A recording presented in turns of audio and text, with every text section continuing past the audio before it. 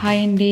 అందరూ ఈజీగా చేసుకునే రెస్టారెంట్ స్టైల్‌లో చికెన్ కర్రీ చేసి చూపిస్తాను. చపాతీకి, రోటీకి చాలా బాగుంటది. రైస్ కూడా బాగానే ఉంటది. ట్రై చేయండి. మసాలాలన్నీ ఇక్కడ మెన్షన్ చేశాను.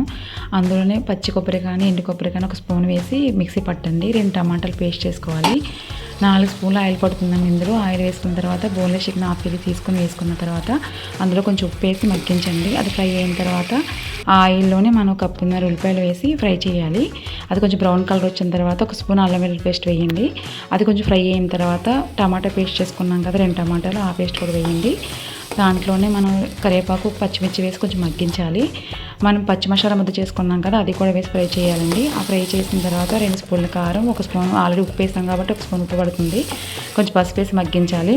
మనం ఫ్రై చేసుకున్న చికెన్ ఉంది కదా, అది కూడా యాడ్ చేసుకుని కొంచెం ఫ్రై అయిన తర్వాత 1 గ్లాస్ ఆఫ్ వాటర్ వేయండి. కర్రీ 10 నిమిషాలు ఉడికించాలంటే ఆయిల్ కొంచెం పైకి వచ్చే వరకు, తర్వాత దించేసుకోవడం అండి. చపాతీలోకి చాలా బాగుంటుంది. ట్రై చేయండి.